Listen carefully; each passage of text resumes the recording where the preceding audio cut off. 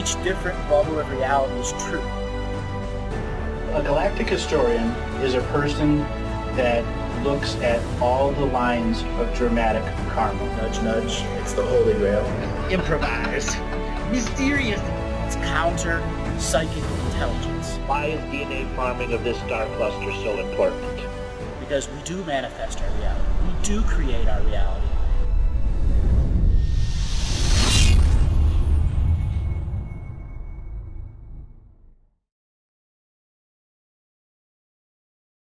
Adventures into reality.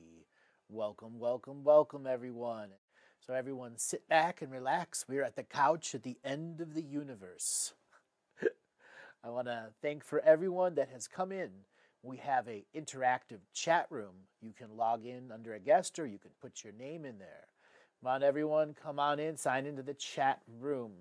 So last week we spoke about the collective consciousness strike. And I saw a question here that was already asking about the consciousness strike. This is from Summer, can you please explain the picket lines in the consciousness strike? Exactly what is bargaining and mediation? You take the words for exactly what they are.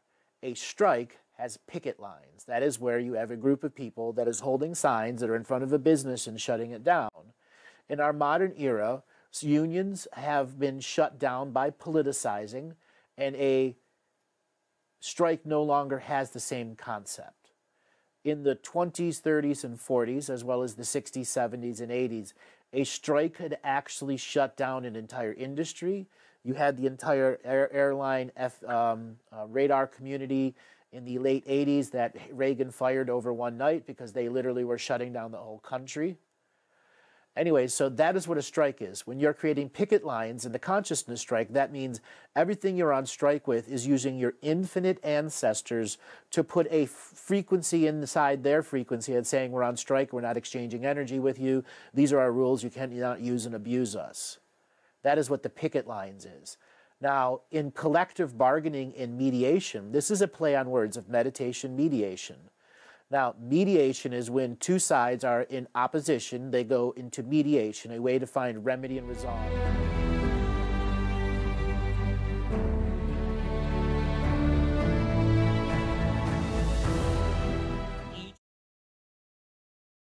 Adventures into reality. Welcome, welcome, welcome, everyone. So everyone sit back and relax. We're at the couch at the end of the universe. I want to thank for everyone that has come in. We have an interactive chat room. You can log in under a guest or you can put your name in there. Come on, everyone, come on in, sign into the chat room. So last week we spoke about the collective consciousness strike. And I saw a question here that was already asking about the consciousness strike. This is from Summer, can you please explain the picket lines in the consciousness strike? Exactly what is bargaining and mediation? You take the words for exactly what they are. A strike has picket lines. That is where you have a group of people that is holding signs that are in front of a business and shutting it down. In our modern era, unions have been shut down by politicizing, and a strike no longer has the same concept. In the 20s, 30s, and 40s, as well as the 60s, 70s, and 80s, a strike had actually shut down an entire industry. You had the entire airline radar community in the late 80s that Reagan fired over one night because they literally were shutting down the whole country. Anyway, so that is what a strike is. When you're creating picket lines in the consciousness strike, that means everything you're on strike with is using your infinite ancestors to put a frequency inside their frequency and saying, we're on strike, we're not exchanging energy with you, these are our rules, you cannot use and abuse us. That is what the picket lines is. Now, in collective bargaining and mediation, this is a play on words of meditation, mediation. Now, mediation is when two sides are in opposition, they go into mediation, a way to find remedy and resolve without either side using their moral codes or bargaining in such a way that abuses that. So that is exactly what that is. There is a collective, meaning us of the on-strike beings, going to another collective and asking for mediation, meaning a sacred, neutral, celestial representative that acts as the neutral observer and does an audit in light, in service in light. And that is what you're getting out of that expression. Now, bargaining and mediation is what the system tries to do to us. True mediation is remedy and resolve. So there is the bigger difference. Also, the consciousness strike doesn't just meant for this planet. It's meant for thousands of planets that you simultaneously exist on. Now, we all have ways of understanding our duplication of soul process. So there's me here, and there's me in all the other simultaneous words. So that is what goes on. We can live in multiple places. And when we begin to use this collective consciousness strike, more versions of you who are in equal co-creation, non-competition, non-hierarchical order, non-duality, non-separation, I mean, they're sharing that common signature frequency of communion and union. So the common moral code of do no harm to any sentient kinds is present in all the bargaining and collectiving processing. So that means your emanation or your signature frequency of teacher is becoming exactly that. And those that are signature frequency match or that become part of the master collective consciousness strike of the ability to say no.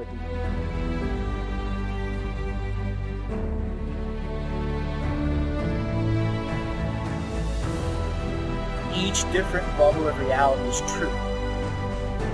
A galactic historian is a person that looks at all the lines of dramatic karma. Nudge, nudge. It's the Holy Grail. Improvise. Mysterious.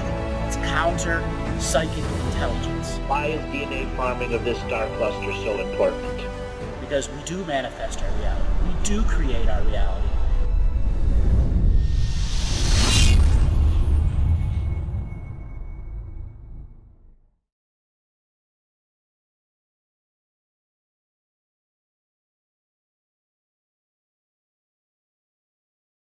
Adventures into reality. Welcome, welcome, welcome, everyone. So everyone sit back and relax. We're at the couch at the end of the universe. I want to thank for everyone that has come in. We have an interactive chat room. You can log in under a guest or you can put your name in there. Come on, everyone, come on in, sign into the chat room. So last week we spoke about the collective consciousness strike. And I saw a question here that was already asking about the consciousness strike. This is from Summer, can you please explain the picket lines in the consciousness strike? Exactly what is bargaining and mediation? You take the words for exactly what they are. A strike has picket lines. That is where you have a group of people that is holding signs that are in front of a business and shutting it down. In our modern era, unions have been shut down by politicizing, and a strike no longer has the same concept. In the 20s, 30s, and 40s, as well as the 60s, 70s, and 80s, a strike had actually shut down an entire industry. You had the entire airline radar community in the late 80s that Reagan fired over one night because they literally were shutting down the whole country. Anyway, so that is what a strike is. When you're creating picket lines in the consciousness strike, that means everything you're on strike with is using your infinite ancestors to put a frequency inside their frequency and saying, we're on strike, we're not exchanging energy with you, these are our rules, you cannot use and abuse us. That is what the picket lines is. Now, in collective bargaining and mediation, this is a play on words of meditation, mediation. Now, mediation is when two sides are in opposition, they go into mediation, a way to find remedy and resolve without either side using their moral codes or bargaining in such a way that abuses that. So that is exactly what that is. There is a collective, meaning us of the on-strike beings, going to another collective and asking for mediation, meaning a sacred, neutral, celestial representative that acts as the neutral observer and does an audit in light, in service in light. And that is what you're getting out of that expression. Now, bargaining and mediation is what the system tries to do to us. True mediation is remedy and resolve. So there is the bigger difference. Also, the consciousness strike doesn't just meant for this planet. It's meant for thousands of planets that you simultaneously exist on. Now, we all have ways of understanding our duplication of soul process. So there's me here, and there's me in all the other simultaneous words. So that is what goes on. We can live in multiple places. And when we begin to use this collective consciousness strike, more versions of you who are in equal co-creation, non-competition, non-hierarchical order, non-duality, non-separation, I mean, they're sharing that common signature frequency of communion and union, so the common moral code of do no harm to any sentient kinds is present in all the bargaining and collectiving processing. So that means your emanation or your signature frequency of teacher is becoming exactly that. And those that are signature frequency match or that become part of the master collective consciousness strike of the ability to say no at the universal level. That is the power of intent that we're bringing beyond as we're understanding the scales at which we think, do, and act. Now, there are some other parts of the consciousness strike that I'm going to get to in just a little bit. So we're going to bring in the first caller, Ellie. Eli, yeah. Okay, Eli. All right, I thought it was a girl. Anyways. Hey, man. Hey, how you doing? Yeah, it's been a little bit tough recently, hey? Okay. So what is going on? You had a question that was about leukemia? Yeah, I have a very dear friend, actually. He's a kind of an elder in our community, and he's just suddenly been admitted with leukemia, acute myeloid leukemia. So he's got too many young white blood cells. Okay. And so that was the first healing question, was just what we can do to support the return to normal function of his blood. All right. So is he a spiritual person? Very much so. How many years has he been practicing? I couldn't say, but I'd say that it's probably most of his life. I mean, he tells a story of getting changed, meeting Uri Geller when he was a kid. So I guess going on stage with Uri Geller, I think he said he was like 12 or 13, maybe 14. So is it fair to say that he's been doing a lot of ceremonial work? Yeah, he does quite a lot of ceremony. Right. So I find this in a lot of people that have started early and late in their life, these young blood cells come through. So there's a variety of ways to perceive why leukemia is there. So it is in the marrow itself, a portal.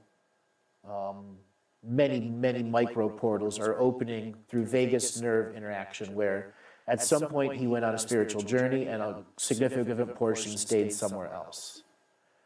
And that other version can live and die 1,000 lifetimes or 10,000 lifetimes before he is here, even though while he's still here.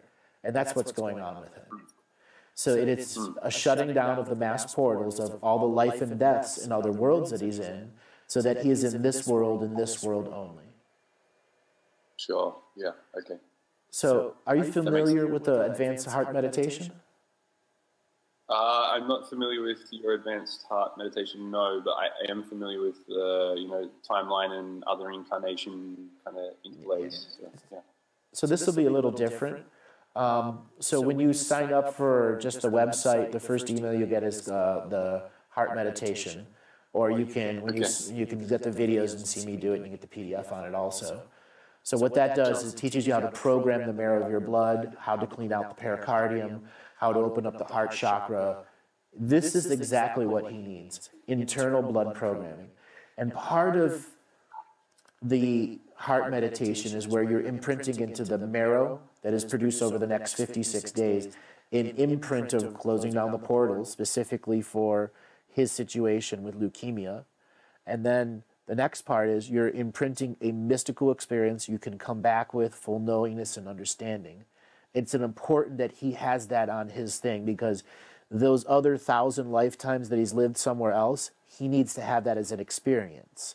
And that is what will create his healing for him. The master dream time experience. Okay. So, wonderful. Thank you. There's something else that is going on with him. So, he has not taken well care of his body either. Okay. So you need to really encourage him to do full-on colon cleansing. I'm gonna say he needs to shit a brick every day. Okay. Okay. So colonics, a colonic is having one colonic is like having 30 morning poops. That's the volume. I would heavily recommend that he gets a round of one colonic every week for the next 12 weeks. That's the first thing. Okay. The second thing is he has burnt out his trace minerals because of the spirit work he's doing. And unbeknownst to him, There are a lot of things that go on in his unseen world that he's invested in beyond his awareness. And that is something that he's let slide over age.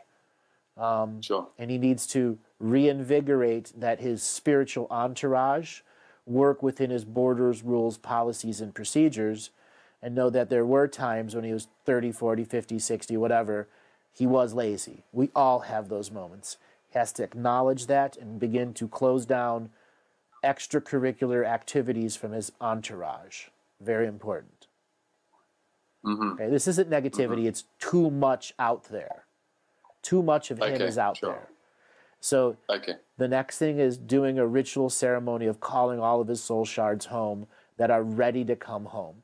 Those that aren't, I mean, you can still give them the light code or the right frequency of time where he is during his healing process so they can come back to him in dream time through the filters of the guides and the guardians. Now, is he in hospital now? Yes. And what is their intention of what they're going to do? I think there's quite a lot of healthy complementary medicine going on, and I think there's also some allopathic medicine. So, yeah, I guess we come from a fairly active community, and there's a lot of support and a lot of insight and wisdom that's been called upon in the process. So, but having having more of an esoteric perspective helps as well. So there is a series of other things that I'm detecting ancestrally, energy-wise. And now I'm just going to break my radio rules for a little bit because I recognize the elder of another world. There is a significant misbalance in the whole town that you're living in. And as in, it sooner or later the troops have to step up and clear out the garbage. You know, it's like we've been talking about this actually quite actively. Right. So I think of it as all of the garbage communities are on strike and everyone's garbage is building up outdoors. But this is in the unseen world, and I can give some suggestions. You need essentially clear teams where you have, let's say, a group of 10 to 20 people who are practitioners enough in their own energy to know when energy is negative and when it's positive or what needs to be cleared. And you all find major intersections. You look at your maps and you basically say, you're on 7th Street, you're on this street, you're on this street. We make a circle, we make a square, and we all text each other. We're starting our little personal clearing ritual in that area. And you can do it in such a way that no one would ever know what you're doing, and it's called ancestral soups, where ahead of time you brew soup by a ceremonial fire, which is just a bone and prayers. And what are the prayers? We are now bringing zero balance or the union and communion consciousness strike or any of the contract revocations that are on the website. Those are all to enforce new sets of rules, borders, policies, and procedures, which forces those responsible for creating the garbage to immediately pick it up. Now, you would then brew this soup with as many people praying over it as possible for a period of 3 to 4 hours, drumming, dancing, the whole 9 yards, and then you just dole this soup out, and you go to this corner, you go to this corner, you say a couple prayer words, you dump some soup on the ground, and you keep going. You can literally clear out a whole city, and this might last 6 to 10 days before the energy builds up, but if you learn how to do it on the highness of the moon, let's say the eclipse that was coming up, with another ceremonial fire on the far side of the town, so 2 soups going, I think you could really clear up this town. But I will say, and this again, I'm breaking my radio rules, there will be a backlash. Okay, there will be. And whoever's a part of the ceremonial groups must know this and prepare for it. And if anyone goes ahead and does this idea without backup, you're an idiot. And you're about to get your ass whooped by that neighborhood who likes trash. Okay? Sure. So I mean, I don't know Australia well, but is it like a tourist town or something? Yeah, I mean, we live in. I'm about 2 hours away from him. I'm actually in a Buddhist retreat center, but he's down on the coast with a large tourist community. Yeah, I mean, he's not in that community. He's holding his own community, but they're on the very gates of it. So. They're on the very gates of it. So that is a definitely it's a dense place to navigate at times, but it's also a very powerful and beautiful place. Yeah, and most places are like that. So what you're doing with the soup, You understand the intent behind it. You're bringing clearing, cleansing energy. There are also people that may want to do a different form of offering to the soup, which is their esoteric plight and story and journey, which is you step forward to the soup with a bunch of people doing, and you give your truth of what you've learned in this lifetime. I've learned that expectations create my limitations. I learned I must be heart space and aware, and my ego does exist. True stories of how you changed. True stories of how you grew into adulthood and hold your own legacy as a responsibility. If you're able to get a group of people that can do that, and like you brew this soup 6-7 hours and you have a group of, let's say, 10, 20 people, you could clear out this whole city. You really can. It's all about preparing for the backlash. And the backlash is the practitioners themselves, they would do the soup and then they would return to the fire and wait for the backlash, literally. And that is where the drummers, the dancers, the singers, the joy makers, the comedians have to step forward and raise the frequency for those people. Okay? Now, back to your friend. The reason he has this sickness is because of exposure to this form of ancestral pollution. His DNA is actually being changed to something that is not his divine, natural, co-creative will. So how familiar are you with DNA surgery? I mean, we've engaged in quite a few different energetic healing practices and recoding DNA, but I'm not familiar with DNA surgery, as you say. Okay. We did actually, both of us, visit a psychic surgeon in the Philippines about a year ago, maybe a bit more than a year ago. But yeah. And what occurred in that? What occurred in that? Well, it was I guess it was in a kind of Christian faith healing setting, and there was a large group that went through 10 days of surgery, a session each per day. Okay, it did him good. It did him good. That's all I wanted. I just needed to sense your frequency to understand that frequency of time. So it did him very good. It did him very good.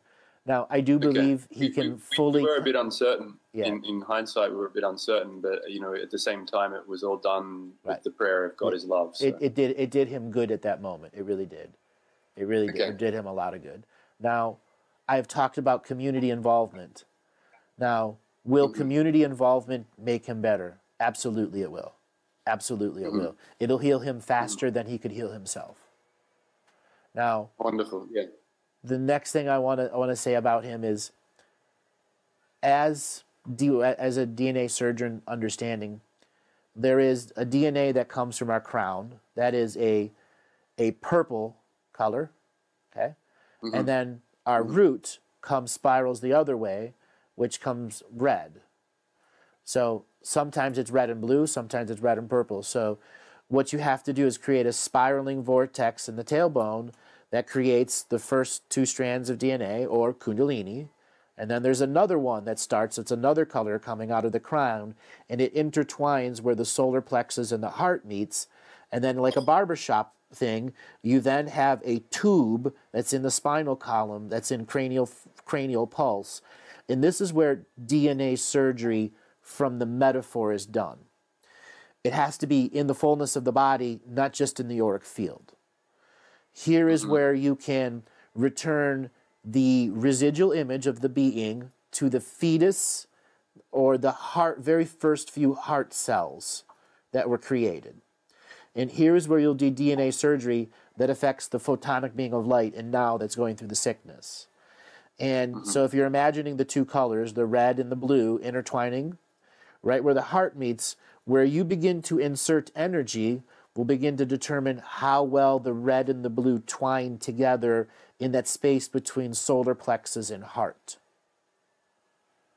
There is where you're going to imprint upon him the place and space-time he was born, and it's important that there's a dictation of his story. Like, if he could say his story like I've talked a lot what's called telling your story to your fire. He needs to identify his timeline now to that fetus in his womb so he can have enough access to the original fetus who has the original dream blueprint. He is the living blueprint. Like a builder, you get a blueprint and then you actually build the stuff, and sometimes it's different than the original. He can get a comparison and contrast of what is the original to what is now, and the DNA surgery will begin as he tells his story, or somebody tells the story for him, and he interacts in such a way that he comes to the great aha moments of his life. It is a telling of the victories, as well as the defeats, the trials, the tribulations, you know, not necessarily an autobiography, but a sacred telling. And this is something that he needs as part of his acceptance of living here in this timeline. Because deep down inside, he knows he's had all these experiences somewhere else. Which I can very much understand, because, again, there are times I fall asleep here and wake up somewhere else. I fall asleep there and wake up here. Sometimes I fall asleep here and wake up in 25 other places. Okay? Like I've never left.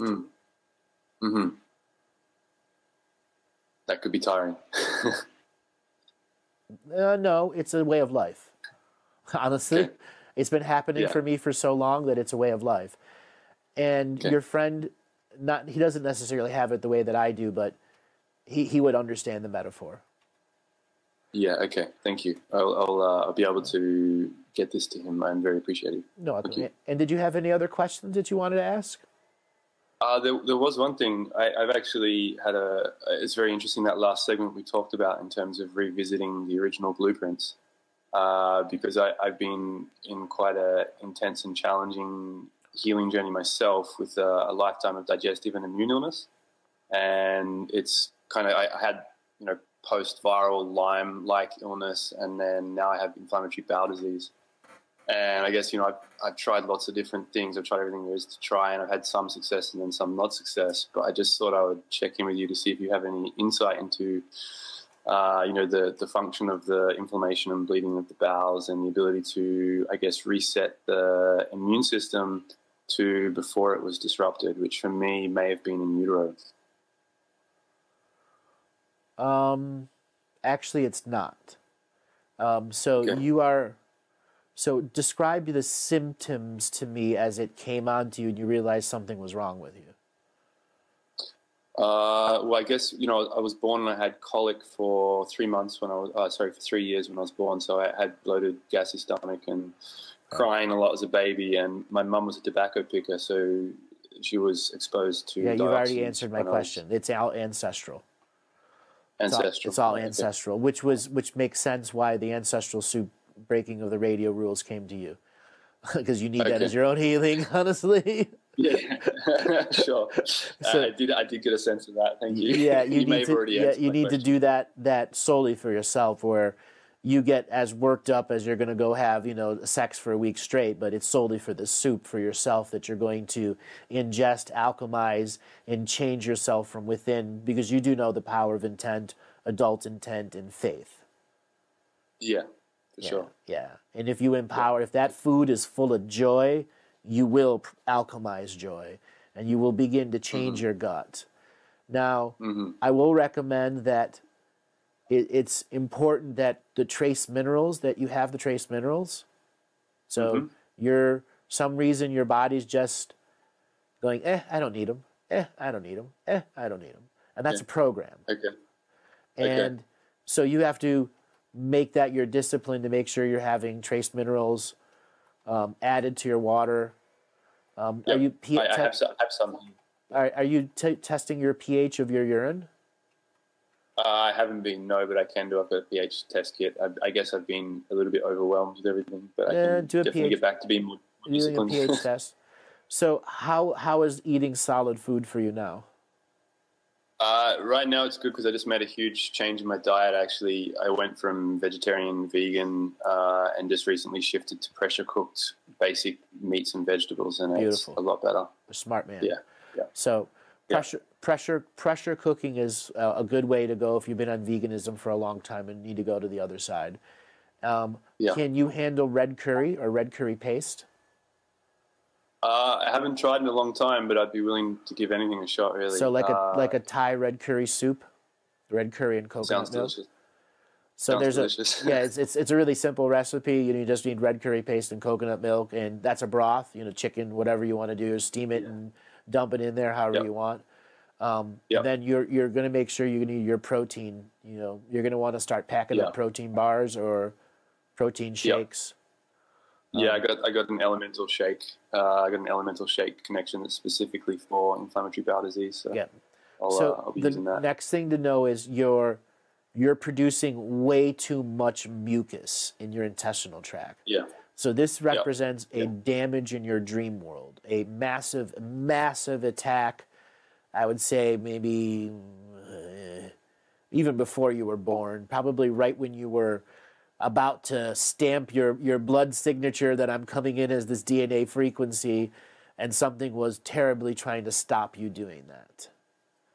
I've actually been back to that recently, listening to some of your other work, and I saw the line of interference and attack starting there. Yeah, before I incarnated, that was like the furthest back I could track the interference was actually in the bud earth. Yeah. So when you were just 2 cells making the first left and right part of the ventricle of the heart, there is where your attack began. Now that attack is just an initial observation of what you were going to unpack from your celestial frequencies that they did not want here. The first few sparks that come in are basically where you've been, who you are, what are your most important lifetimes, this universe and all the other universes. Because you're saying to the contractor planet Earth, this is what I'm manifesting, and that's what they're detecting.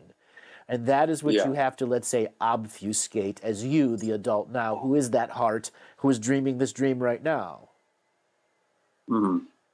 So what I call it is engaging the peacemaker's frequency. Have you heard me talk about that before? Yeah, it's really strong in my being as well. Actually, hearing you talk about it has been like a reminder, you know, a remembering. Yeah, so the peacemaker is a being who understands equal co-creation, non-competition, non-hierarchical order, non-separation, non-duality. I am a singular, I am breakaway DNA, standing light body, dreamtime nation of one. You understand what that code means. You are fully sovereign and empowered. And what you can do is anything that's trying to harm you, you can encapsulate it in a dream world through the peacemaker frequency, equal co-creation, non-competition, non-hierarchical order. And then it is fully working through its charge and polarity and has no idea it's not engaging the signature you at all. And that is the way we as God manifesting beings of the creative beings of the now can learn how to do no harm to any creature kind. We have that power within us. And I believe you engage the union and communion consciousness strike to deny services in all celestial frequencies, timelines, and realms, and directly target the celestial homeworld that's allowing the offense. You might want to use light language for this. Now I'm even breaking more of some of my radio roles, but it's fine. So what I'm giving you is an insurgency's guide to fucking up another world that's trying to fuck with you. Sure, great. Long story short, you have about 275 celestial minds who have an extreme disliking for you as a being. Okay? Yeah. And they have, let's just say, a number of their children incarnating in different worlds, following you around, trolling your ass every lifetime. That's kind of what it's felt like. Yeah, right? And you just can't shake them. They're like the bad soul. They're like the trailer park soul family that's always around you. Yeah. So if you see them through that medium and you engage the universal union and communion consciousness strike and target all the celestial beings that are using forced evolution as a means of ideological interaction with you, you cease it at the source. Now, that is a daily practice until such a time you get so neutrally potent with it that just a handful of words will last for several months. Okay. So the endurance of change is easy. Change is easy, but it's the endurance of change. Each breath you take, each sovereign sleep you take, knowing that you are protected by this frequency, and each time you engage your sacred discipline, you will increase its ability to say no at the original fetus that is you, and 21 generations in the past and 21 generations in the future. That means that you are essentially unobservable to them.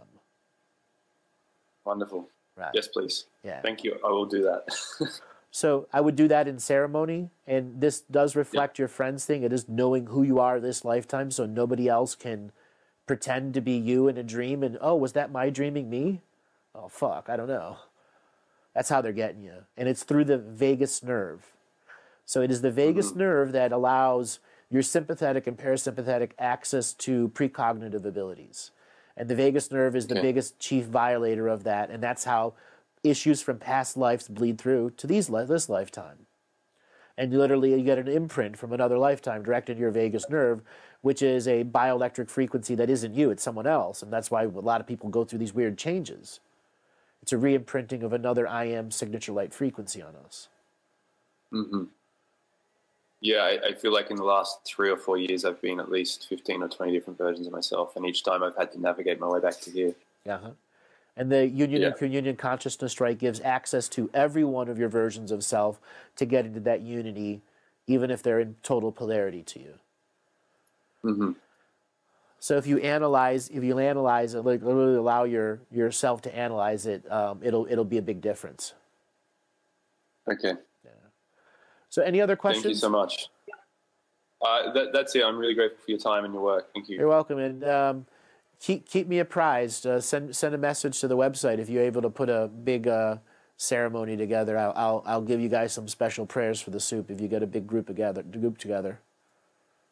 Yeah, we'll definitely do that. I'll be in touch. Thank you so much, man. All right, man. Take it easy. Much love. Yeah.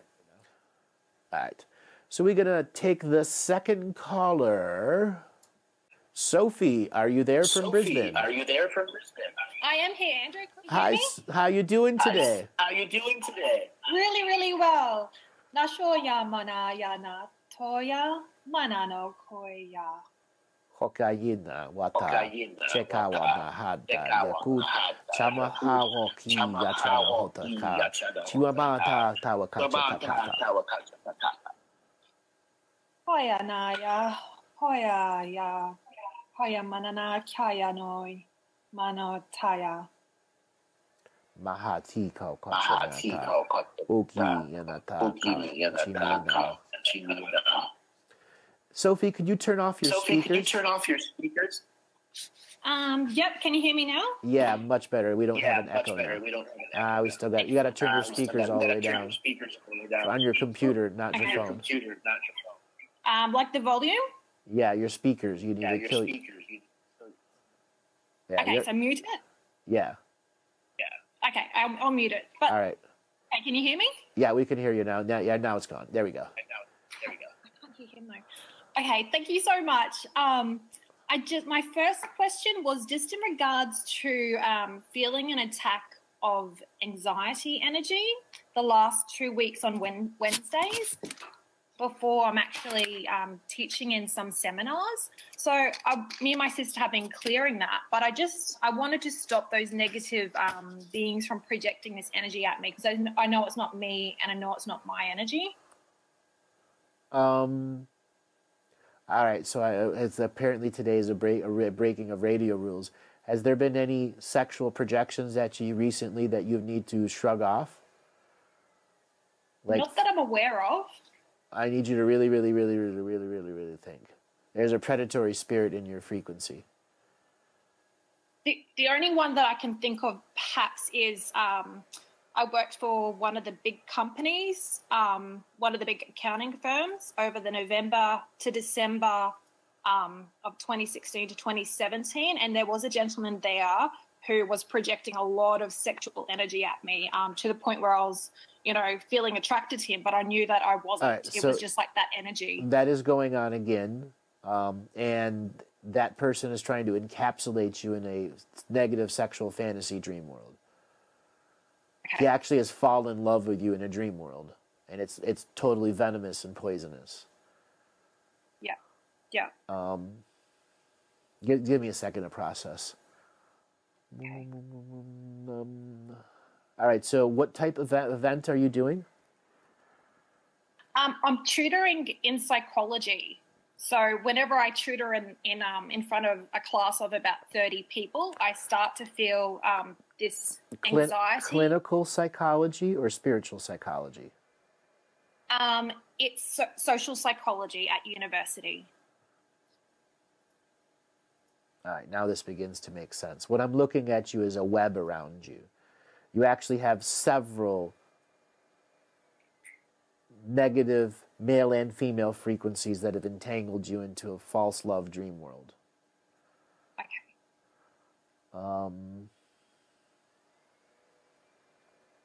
Just give me another second to process. What I'm trying to do is look at all of them, why they're doing. So what's going on is they're trying to get hooks into your aura. And every time you notice one and take a hook out, you've missed two others that have a hook in you don't even know. Yeah. And right now, my sister has been helping me clear those hooks. Well, there's a part of you that has invited that. Now, this goes back to the original reason of why. Where were you living 11, 12, 13? In Cairns, Australia. Was that a very negative time for you? Yes. On a rating of 1 to 10, how bad? Abuse. Sorry? On a rating of 1 to 10, how bad? In terms of the emotional abuse, pretty bad. So probably like the 8, 10 okay. To the point where I can detach. Yeah, okay. So that's where this trauma began. So that is actually the source point in which you must heal. I mean, first thing you're going to shove off these other ones, but you're going to go back to the source point. This is where this is allowing this into the field. You have gone through so much suppression at that age. So. Okay. All right. So what I'm going to recommend is that you're going to do a very special. You have a friend that can help you do this ceremony? Yes. So in this particular thing, you need to alchemize these out of your frequency. And there are times that I engage alcohol for alchemy. And you aren't going to be drinking this alcohol. What you're going to be doing is going to get a spray bottle, and you're going to literally pulling these male and female energies of sexual projection off of you, off of your male, female parts. You're going to really have to crotch deep in there, big energy, just as if you were brushing off a client or pulling energy out. So somebody will spray and you'll pull, and what you'll notice is you're going to get chilly, really cold, and you may not be able to pull it out, and the other person will pull for you, as well as hold space for you to build up more energy. And this is going to be a very visceral, mystical experience when you do this, when you are pulling off these male energies and female energies. And I would like for you to use the divine feminine, the divine masculine contract revocation, as well as the union and communion consciousness strike and the shaman's death. Those four combined will give you balance in the male and female, the ability to say no to truly attacking celestial sources and negative frequencies, and then the shaman's death is your own letting go of why you allowed it in your frequency in the first place at a young age when you were used and abused. Okay? So this ceremony should take 2 to 3 hours, and it's not like you need to do it nonstop. You can start and stop and take a rest, start and stop and take a rest. You can even eat during that. You will need your strength. Have you ever had, alcohol pour over you or rubbing alcohol and all of a sudden it makes your skin really cold? Yes. Well, you're going to be experiencing this, but all of a sudden you're going to be intentfully pulling energy off, saying, no one can use my breast as a sexual frequency. No one can use my butt or my vagina as a sexual frequency. I am my own emanation frequency of light. Truly powerful words that are to the body, so your aura is unprojected. Now, the reason you're using the alcohol is you're also taking them out of your dream world. And in your intestinal tract is your dreaming body, but it's also a pull part of your aura. So you're going to be also saying, I'm removing you from my dream worlds, completely banning and banish you, severing all cords and closing all portals in all dream frequencies. This will take care of that, as well as the original reason of why they're in your field. So should I be naked doing this if I trust the person doing it with me? You don't need to be totally naked, but it could help. You can do with just a set of pants and a shirt on and feel comfortable, but because you're going to be going through you're going to need a whole 2 bottles of alcohol, like big bottles of alcohol, and preferably something clear. Okay, so you don't want to be coating yourself in dark rum. Yeah, and the higher the alcohol content, the better. but not rubbing alcohol. Alcohol is spirits. It is infused spirits. Okay? Excellent. So once I do all of that, this will be cleared? This will be cleared, and then you'll be able to build up an immunity to it with your next set of rituals and ceremonies, which is you defining rules, borders, policies, and procedures as a fully sovereign and controlled sacred feminine and sacred feminine warrior. Okay? And this is building the archetypes of positivity in you instead of the original archetype of suppression, depression, and regression. This is you've cleared the why it's there. Now you can reprogram it to do something good. Excellent. So am I going back to the 8 and 9-year-old myself and changing it from there, or reprogramming it from where I am at the moment? Both. During this ceremony, you're pulling the energy out, and then near the end of it is where you want to visualize the original child who was going through that, and go back to her in a full love frequency, embrace her, get her to notice you as energy, and then literally tell her, I am your future self, here to tell you your whole story. We're going to change a frequency now, so that me of the future is no longer harmed by this trauma we're going through. And you immediately change yourself. The key is intent, love, embrace, trust, so that when she does hear your story, she knows it's you, which is her, because she is the same heart that is you, the same heart that was 2 cells separating. Oh, wow. I do Teal Swan's process as well, in terms of the completion process with the soul shard retrieval. Should I do that as well once I go back to the child? No. That's something different. That will engage some shadow frequencies that we're not trying to engage here. You already had trauma from the shadow frequencies during that era, which was ancestral for you. So for you, it's solidifying that frequency so that that original moment of ancestral trauma that created the suppression from the father and mother and so forth, that is no longer projecting to you in the future. So you're sealing the portal, you understand the teaching, and you're passing it on as a legacy to your future selves to know what this is an ancestral karma, lesson here. That is why I went through that as a reason. Now you're going to no longer engage that as karma. You are telling all of your soul family members that I've learned this lesson. I do not want to learn this lesson from anyone else in my soul family.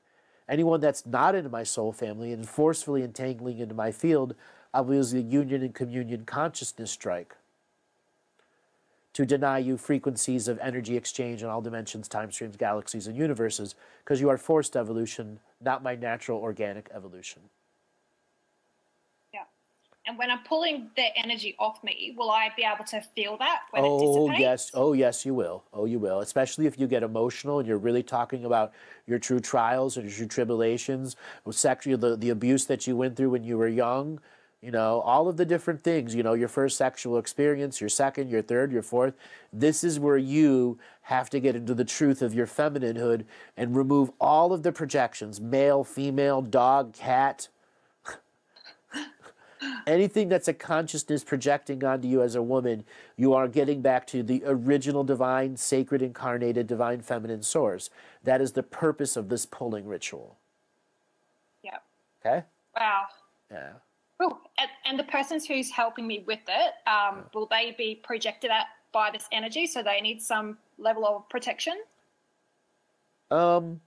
If they prepare themselves by their own authentic prayers, as well as engaging the contract revocations of the consciousness strike before you do, like they've done their due diligence, I would not necessarily do this by a sacred fire, Miss Alcohol, but you can have other forms of things that can absorb the energy, like a big-ass hunk of salt, like one of those big salt lamps, or a couple of those salt lamps, or big blocks of salt, will assist greatly on reducing any bleed over of what you're going through and them empathing an attack.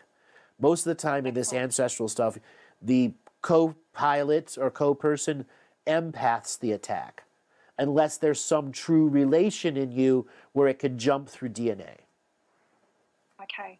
So I have some rocks that were in the heart chakra, womb chakra. So are they good to have with me? Yes. You're making a big circle of rocks around you, yeah. Anything that you're going to use as your mind solid, real now protection I've invested as part of this ritual and ceremony. Yeah. So these entities are doing it because I think you were saying that they've fallen in love with me and no, these are physical people. No, these are physical people, not entities. Wow. Okay. Yeah, physical people. And, yeah, I think I know who one of the females is. Well, I would say you would have at least 30 right now. 30 of them are doing it? Yeah. Are they conscious of each other? No. That's why you have a big. Okay. I'll break the rules. You have a big soup of sexual projection on your butt, your legs, your breasts, and your brain. Meaning, they're in the dream world. They're making up what you would say to please them, in any way, shape, or form. And this is creating a distortion frequency in your natural harmonics of how the brain creates serotonin. And it's creating an awareness and a depression, and you're subtly unaware of it. Yeah. Yeah, because this is, when you have this many, I mean, I do some singers and movie stars where I'll assist them removing several million at a time. Okay, you're only dealing with 30. Okay? Yeah. And it's because of the field that you're in and the education that you went through to get there. So what it is you're beginning to discover when you were hot stuff when you were 20, there's like 10 or 12 of them. And as you got older, different people saw you in a different light. And people are weird in their mind, all right? It's not about the supermodel every time. Yeah. Right? Yeah. Wow. Okay. Anything else to add to that? Have you had any lower back issues going on? No. What about previously? Like now and then I might feel a little bit of discomfort because I have a very sedentary lifestyle studying, but it hasn't lasted very long. So it might just, I remember, I think it was about 2015, it probably lasted for about a week where it was constant, and other than that, nothing. There is an energy wound in thoracic 11. So are you familiar with anatomy and physiology? Not really, no. So there's 12 vertebrae in the thoracic, 7 vertebrae in the cervical, and then the lumbar has 5. So your 11th vertebrae in the middle of your thing, so basically just above your belly button, but on your back, there is a vertebrae that has a back stab in it, literally as if somebody psychically came up and stubbed a shiv in your back, and it's actually paralyzing part of your energy. Okay.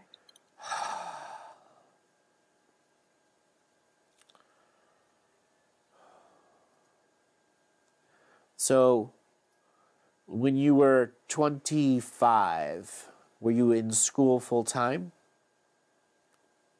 Yeah. I was in my second year of psychology. So that probably might, because I know at that time my long-term partner cheated on me around that time. So there perhaps. So you shall do a pulling on that point and pull out all the backstabbing energy from right there. That is separate of the sexual pulling, but if you identify any other times that you know you were hurt and harmed and backstabbed, it'll all be into that one point. Okay. And if you can actually figure out on your back where it is, actually take a marker and mark it. So when you're pulling on it front and back, that you really are targeting that one. Thoracic 11. Beautiful. Yeah. So I'm just essentially doing a similar thing when I do this other ceremony and also engage. You can do it during. You can do it during that. You're just, instead of blanketly pulling off all sexual projections of all beings and verbalizing it, you're going, this is a particular backstabbing energy from a particular person, and I'm expanding it to all other frequencies, and you have to start bringing up some of those other ones and pull and have the partner pulling while you're going through that, or you Wonderful. pulling through it. You may notice that Wow. you actually cough and choke and are unable to say some words because the energy is that dense, and it is the alcohol that assists in the alchemy process of getting it out as a mist. Well, I've been engaging in fire ceremonies of late, just trying to remove that anxiety energy that I was feeling, and I could kind of feel like a bit of a choke around my neck when I was saying. You will feel that, and that's when you get sacred feminine warrior angry and go, no, you do not have control over me. It may take me a second to get my power back, but got no power. Yeah, you're just a program. Yeah, bye-bye. You're fired. Here's your pink slip. I can bring it. Yeah. One more question, so hopefully in a bit more positive light. I was just wondering about what energies are coming to me at this time, especially from the perspective of the 7 directions.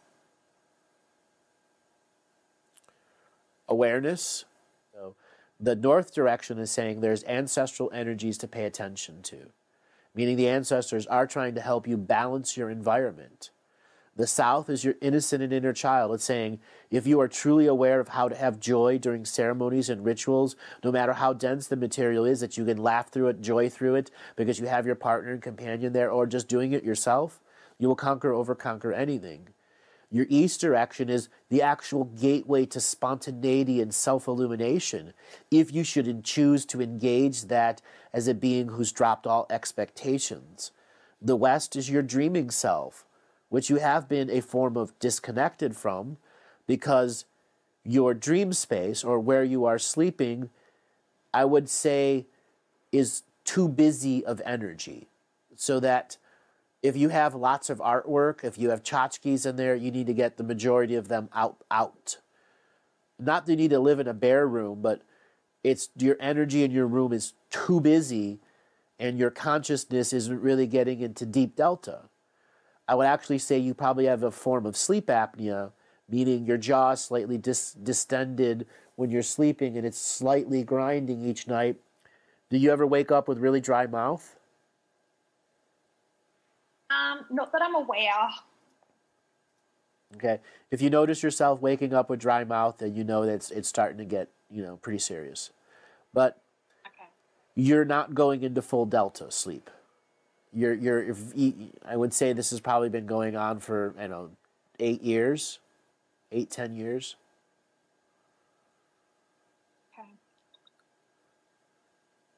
Is there a once I do this, well, is there like something you do before you go to sleep? Like you always take a bath or something like that? I used to do all of the revocations that you gave us in this Seattle conference. So I used to do those before I'd go to sleep. Okay. But now I've changed that more to like a morning, afternoon fire ceremony ritual. So there's not that much that I do before I go to sleep. So what I would like for you to do is give yourself a few months of new ritual before you go to bed. So a bath, a sacred feminine leisurely bath. Okay? All the flowers, literally, work it up, throw the rose petals in there, the whole 9 yards. You need it. Okay? I'm not used to that pampering. You got to self-pamper, and it's a form of nurturing yourself. Yeah. Okay? You need it. Now, the 7 directions has above, below, and within. Your above direction is saying, nurture yourself. Nurture yourself. Your within direction is going, I don't have time to nurture myself. Yeah. You do. Yeah. And that's the first the main distortion to understand from your 7 directions.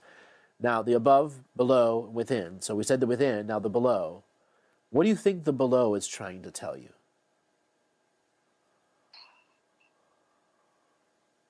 Is that due to karmic family aspects that I need to heal? Partially. There's more. It is actually the career you have chosen, which is right for you. Nothing's wrong with it. Has, let's just say, nail on the chalkboard to some other soul family members who see you in this frequency going, we can't have that there. It's too powerful to be in that. And that is what you are removing, hierarchical, apex orders saying to you, you can't be here, and we're setting up a whole bunch of barriers and blockades in your lifetime, so the white trash soul family is always around you, or the trash soul family is always there, you know, screwing up your life. Much like with the other caller. Yeah. So should I listen back to what you told him in regards to how to clear that? Yep, the ancestral soup. Yeah, you're going to consume your own. Yeah. Beautiful. Now let me just scan another second here.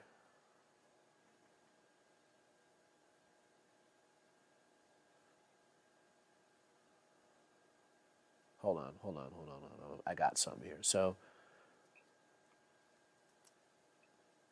there are times our below direction gives us the energy of the earth that we're under, and other times it can give us the energy of many other different places that earth at once. And your below direction is saying all the places that you've traveled to in your lifetime are still giving you the connection to them.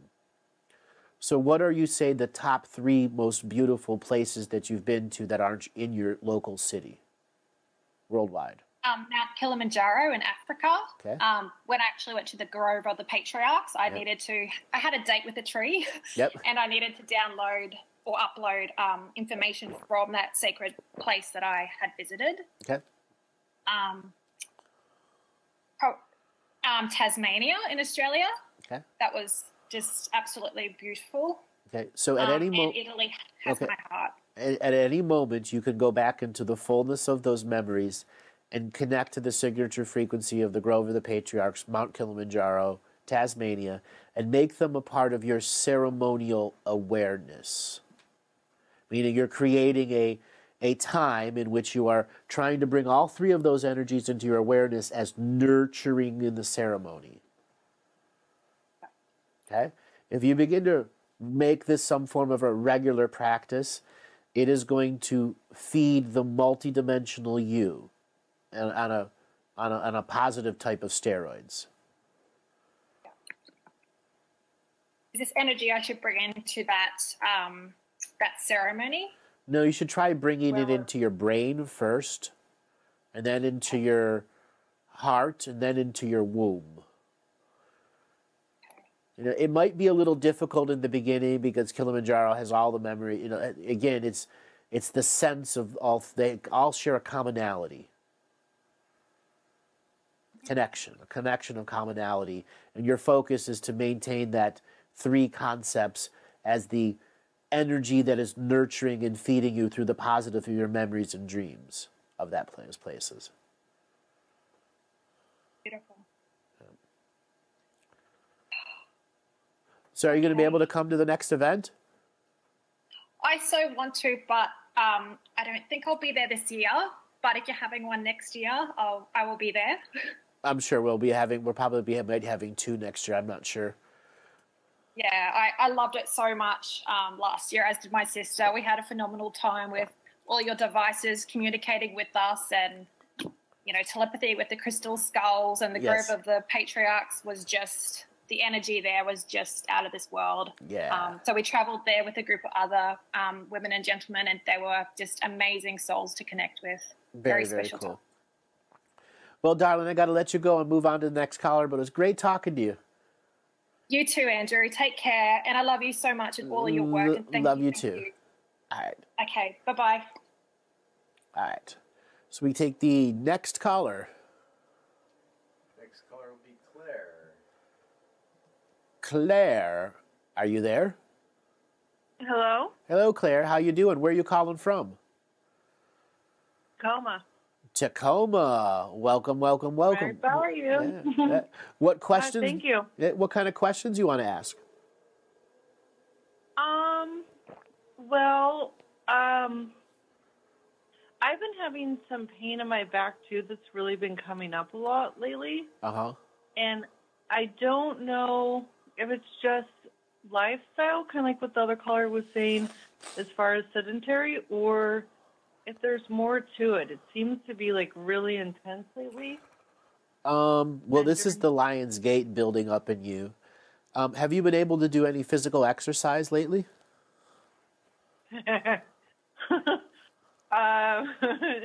Not really. I mean, besides day to day, no. So what is Not the much. day? What is the day like for you? I work at like a normal office job, and I have a really long commute. So, like, I go from basically Tacoma to past Seattle every day. Okay. Do you drive So- yourself? No, I take the train, public transportation. Okay. Just give me a second here. So, yeah, I'm scanning why. thank you.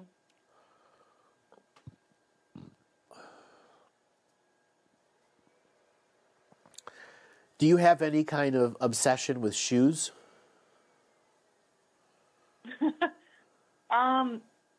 No, but I'm walking around a lot, so I don't would- have I do have a lot of shoes, but I definitely don't have an obsession with them. All right. So how many pairs of shoes would you say you have? 20. 20? One for each different Yeah. occasion. So what I'd like for you to do one day is to pull them all out and put them all on and watch yourself walk. And if you see your foot Okay. shake inside there, your foot has changed size a lot because of your sedentary lifestyle. Sometimes they swell and sometimes they shrink. There are times you went and bought shoes, your foot was much bigger, and other times you bought shoes, your foot was much smaller. Shoes stretch and move around, and majority of your issue is A, sedentary, and B is what is going on with your shoes. Your shoes are making your foot is moving inside the shoe, and it is creating lower back pains. It's actually creating the beginning of sciatica, the very, very beginning of sciatica. Yeah, that's exactly what it feels like, and yeah, that seems spot on. Yeah. So what I would recommend is you get some of those Dr. Scholl's foot inserts. Now, they also have these kiosks that literally print them on demand, that scans your foot with a camera, and it prints them right out there. If you have, I see them at Walmart and drug marts and stuff like that. If you see those, go and get those. Or you need to get orthotic insoles and begin to use them as part of your day, and instead of dressing in any more accessorizing type shoe, that you begin to wear a very comfortable shoe that you can fit your orthotic in. I'm laughing because I'm like, oh my God, I feel so old.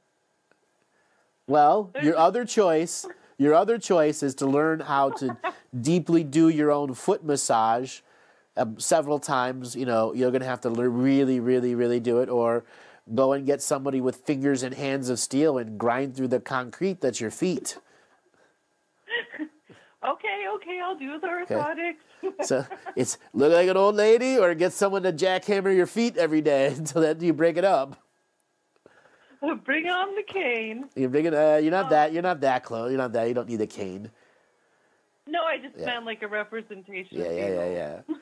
So I would say getting some form of deep reflexology, literally finding somebody with the hands of steel and just grind through your feet and lower body, as well as having full-on deep tissue massage for yourself with lymphatic drain, I think you'll be able to notice a big, big difference in your back pain.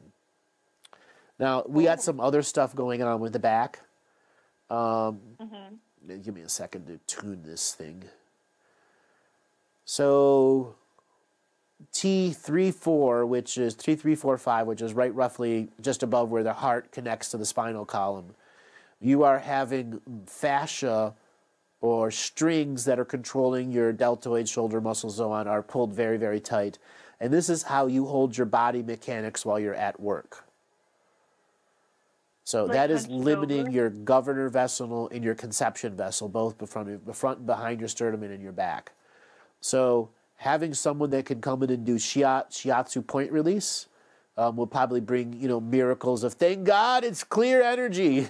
I mean, someone shiatsu, or beginning to learn how to truly change the position you are at, ergonomic position you are at work. So there are these chairs that have no backs, but your feet are underneath your butt. They fit on a certain way. And that could take care of a good amount of that issue. It's a mechanic issue because of chair, the way the feet drag on the floor, standing up, sitting down, you know, sitting with your foot under your leg, so on and so forth. Okay. That's good to know. Yeah. So, you're just in a standard office job? Yeah, basically. Yeah, I just did a career switch recently. To what? I said, yeah, basically, I just did a career switch recently. Okay, what were you in, and what did you go to? I was in politics, and I came back to real estate. What were in politics were you doing? I was working in legislatures for different, like one of the parties, and then I was monitoring legislatures in D.C. All right. So this energy is the pain in your back.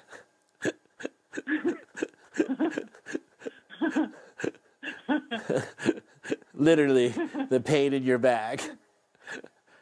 It would be a good idea. It'd be a good idea for you to do on a full-on fire ceremony that gets rid of all the paperwork, burns it all, anything you got left of it, sever all contracts, vows, agreements, full-on contract revocation, and say, I'm done with that job. Not ever doing it again and passing it on to legacy of any future self that wants to go and do that. My answer is no. Well, you answered one of my questions. Yes, do not go back to that job. It'll be your downfall, literally.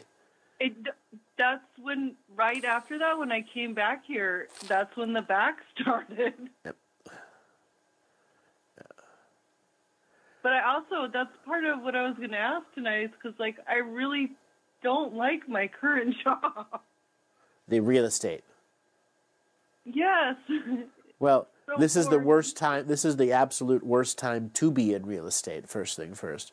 Especially in D.C. Because everyone's selling because of Trump. I'm here now. Yeah. No, I'm in Washington State now, so I'm not in D.C. anymore. You're not in D.C., you're Washington State now. A little different. If you're in D.C., it'd be different. It'd suck. Because everyone wants to leave Trump. Yeah. Now, just give me a second here. I would tune into your energy. So, really, it's career question? I just feel kind of lost because part of me is very political, and then the other part of me is, like, super bored in real estate. And I'm just kind of lost, you know? I feel I just feel like, what's the point? The point is to live in the ever-present moment of now, to live, love, learn, and prosper during awake and aware times, and to not allow programs to run our days so we're not here to enjoy it. So we can have the unlimited point of view and have the unlimited power. How do I do that in normal land? You exit normal land and you go to disciplined abnormal land where you create your own reality. It's a change in mind. This is why I created Living the Mystical Life Daily. Have you taken a look at the course? You know, seen some of the contract revocations and the stuff we give out? You know, the advanced heart meditation? I've seen your contract revocations, and I've done some that you've had on the website because I feel like that was an issue for me. All right. So when you sign up for the website, it's just for the email list.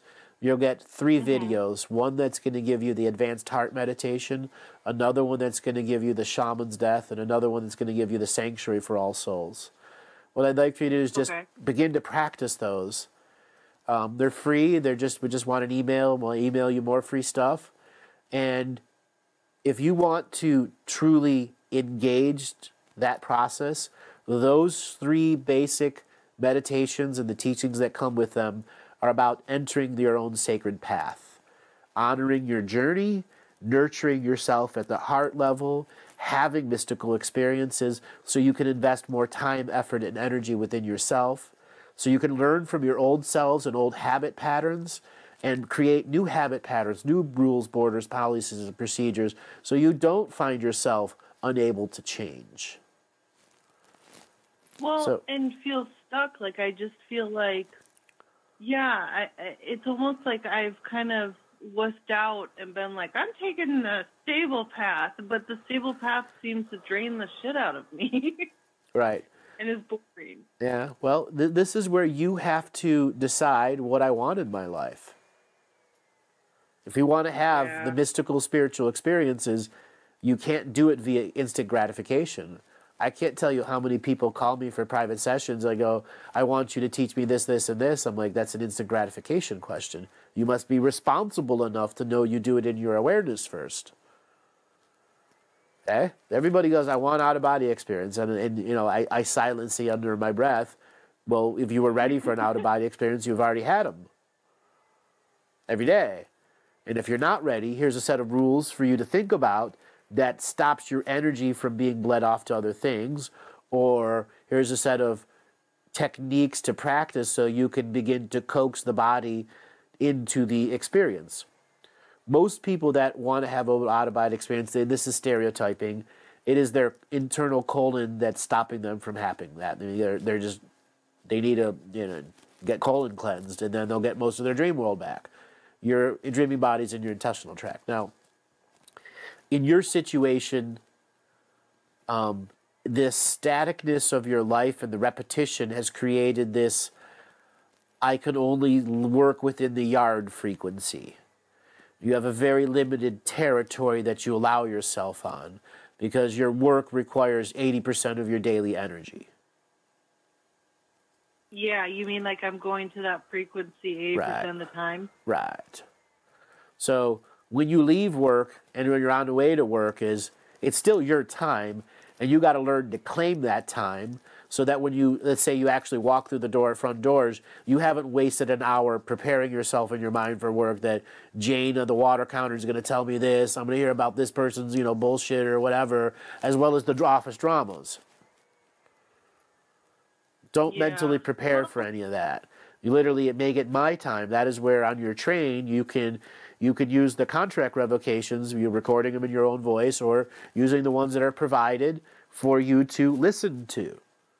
That's your time. And what are you doing with it? Empowering the self with it. Okay? As well as, sometimes read a book, have an audio book being played, something other than music. Now, this is not putting music down. It's tailored for you. You need something other than music so your mind is occupied on a form of non-instant gratification entertainment.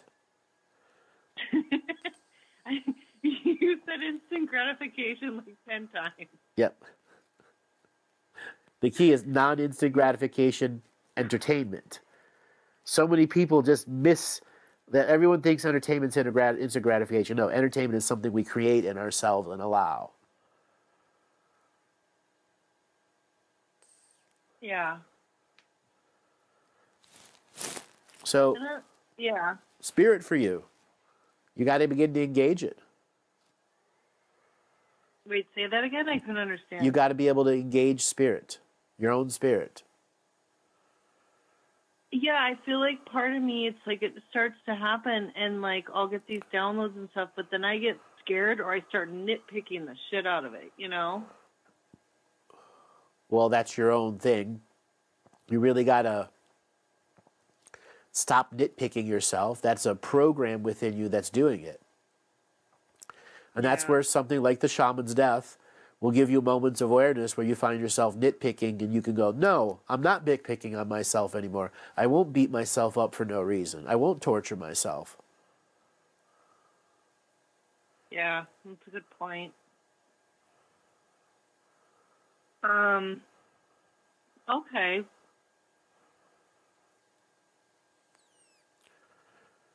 Any other questions that you want to ask? Do you feel like there's any energy that's like sucking off of me or attached to me? I will, compared to the other callers, no. The other caller, no. You have what I call dust bunnies. So, ever been sitting someplace and dust just appears all over your clothes? Little balls of dust? So the other caller had full-on, grope marks in her energy field. Right. You've got dust bunnies. So there's a big difference. But yeah, you do have things you can clear out. And that would be saging, would do that, saging yourself regularly, taking the sage wand, going over your arms, and intentfully clearing out your auric frequencies, doing your feet, going behind your sacred feminine parts, almost as if you were doing a showering in smoke, and the sage wand was your shower head. Oh, okay. Okay, there are all sorts of special prayers that you can just create in the moment that are, I, in this ever-present moment, engage the sacred sage to clear the frequencies, to remove charge and polarity, so I may once again see the sacred beauty that's within myself. May my light shine forward and eject all of the little things that are hanging on as I engage my I am self as a sovereign being of the now. Okay. I've been doing a lot of the Epsom salt bath almost every night, and I feel like that's helping. Yeah, that's draining toxins out of you and allowing your body to relax, and so it's not swelling up. Yeah. Well, thank you so much for taking my call and for all the information and being so helpful and nice. And you are so welcome. Thanks a lot, and we'll talk again. Okay, have a good night. You too. All right, we're going to take one more caller. Next caller is from San Mateo, California. San Mateo, California. Are you there? Good day with you, Hendrix, again. How you doing today? Pleasure for having me 2 times in a row. Yeah, generally we like people to wait a month before they call in again, because I think we've got about 30 people on the line waiting. Yeah. No, you don't have to work on me because you already did great. One thing, if you only want to do, is maybe give some feedback on blood over intent. That's all. Thank you. Okay, thank you so much. I saw that blood and intent question. I'll answer that. So I'll answer that right at the end. So let's move on to the next caller. Next caller is Cheryl near Watsonville, California. Sharon. Mute it. Watsonville, California. Oh, wow. Is that Sharon? Cheryl? Hello? Hello, Cheryl. How you doing today? I'm good. Thanks for taking my call. You're welcome. I think we caught you off guard. Totally, yeah. My husband had the TV up really loud. All right, so what kind of questions do you want to ask today? Oh, I have a million of them. Would it be possible for you to look into my background and see what kind of advice my younger brother Danny has for me? He's in spirit. What year was he born and what year did he die? He was born in 60, and he lived 36 years. I don't remember the year he died. Okay, how did he die? He had a heart transplant. He had a heart transplant in Oregon, and he died from the failed heart. So he died in like 1982, 84, like right at the beginning of heart transplants? He got his heart transplant when he was 26, and then he passed away 13 years later. Yeah. All right. Well, he's already back into a physical body, and he's... Really? Oh, yeah, he's already alive, and let's say...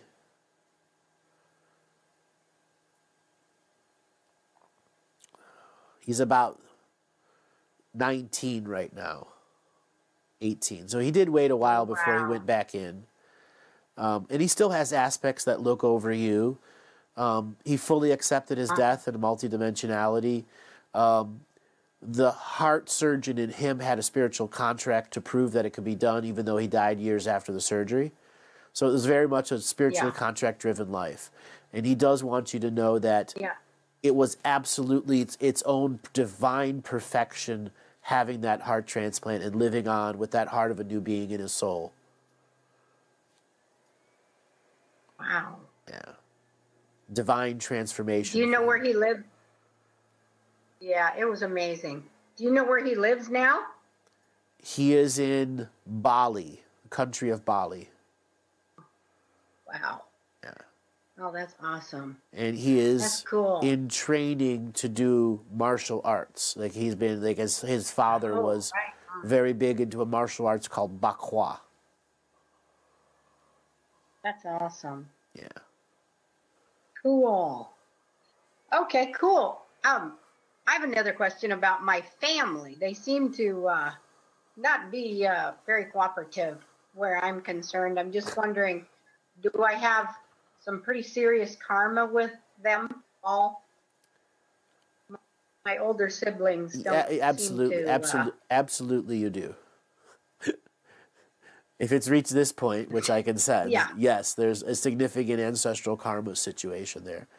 Now, similar to the other callers, the ancestral soup process will give you energy balance, but it will not really give the physical change that you're going to look for. You can't change them, and you got to know that. They're always going to be who they are. I know. And at some point, you just have to make the clear separation of, I won't take your shit, and no, you can't dump your shit here. No, you can't use me, and no, I can't lend you any more money. Right. Okay? Wow. Yeah. Shoot. Okay? So exciting talking to you. How harsh was that statement for you? Well, I know it. They're older, and they were never really very, connected to me. So, and then losing my younger brother was probably the worst because he and I were buddies. Right. So now I just don't have anybody, as far as family, because they're not there for me. Right. And him being gone just kind of made it worse. Well, you got to get out there in the community. You got to get out there into the community and make yourself known.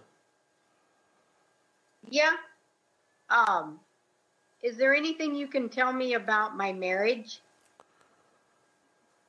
What year was your husband born? 55. Okay, just give me a second to tune into him. All right, so you and he have a lot of other life karmas where you both lived in the Europe area, but during an era where all marriages were arranged. Now, both you and him have had arranged marriages hundreds of times. Sometimes it was you or the man, and sometimes he was the man. And then there are other times that, you arranged your own. So, but this is not an arranged marriage between the two of you. You are just very experienced at learning to love each other and to each other's quirks and habits. True. All right. Now, very true. Now, the husband, he has his own issues just like you do. We all have them. We just have to accept them. I think the most important thing for you to know, and if he's listening right now, he does got to get up off the couch a little bit more. He does got to get up and invest in outside nature more. Go fishing. Go do something. Oh, his favorite thing. So that's his favorite thing. Yeah, maybe the two of you can figure out how to share that joy of that frequency and not be in competition to each other. That's the key to you. As long as you two aren't competing with each other, you're perfect. I know. That's so crazy. We do. So how do you both stop competing? Is you both regularly say the words on whatever you're doing, I am not competing with you. I am choosing to make this time absolutely 100% non-competitional. And let's just enjoy each other's company. Yeah. Okay? That's so true. You hit that one on the head.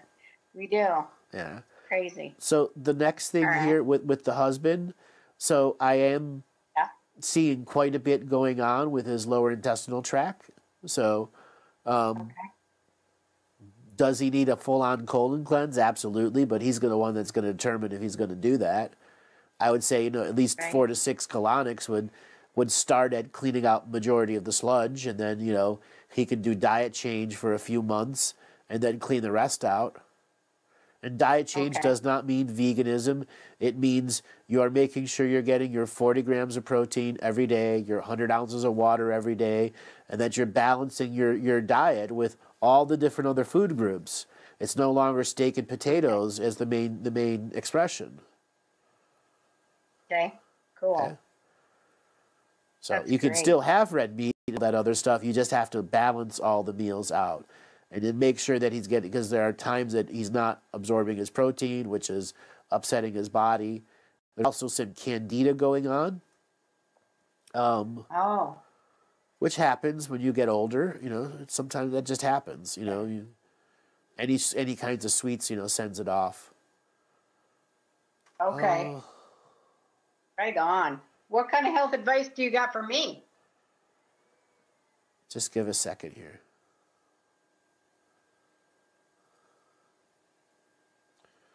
So I've got a lot of stuff going on in your left and right shoulder blade. I mean, it's a lot of this chaos energy. Are you dealing literally with somebody else's shit right now? Crap? And are they really being dramatic? Well, I have my handicapped son living with me, and he's 40. And I don't like to think of it as his crap because he's such a sweetheart. But it is a lot of work. He's a handful, in a way. It is absolutely affecting. Yeah. It's absolutely affecting you now. Yeah. So it's not that I get really emotional. I know. So you need full-on body work. You need to go and start getting 2 to 3 deep tissue massages a week for the next couple of weeks so that you can break up all this stagnant frequency inside you. You have what are called energy cysts all throughout your area. That's stored up, pent up frustration energy that has now created an energetic cyst under your shoulders, your shoulder blades, the tops of your shoulders, your pecs, your dorsal, all over there. And you need to get somebody in there to come in there and just literally grind it out of you, full body, with lymphatic drain. There are massage therapists that have lymphatic drain skills all over. You just need to go and find one that you like and stick with it.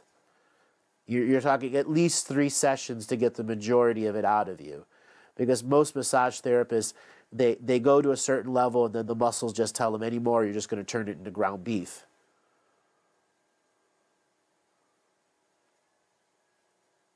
And then you're going to need regular work to upkeep. And then at some point, you got the spiritual work to do, too, as you have been taking care of them for so long, and that you need your own spiritual process that doesn't include him.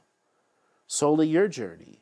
That is the sacred path that you're entitled to. He's still going to live his life. You're still going to love him, not 24/7, 365 like you have for 40 years.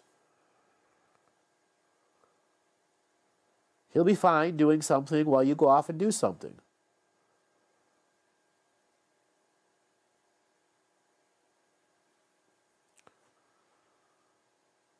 That going to be hard for you to do?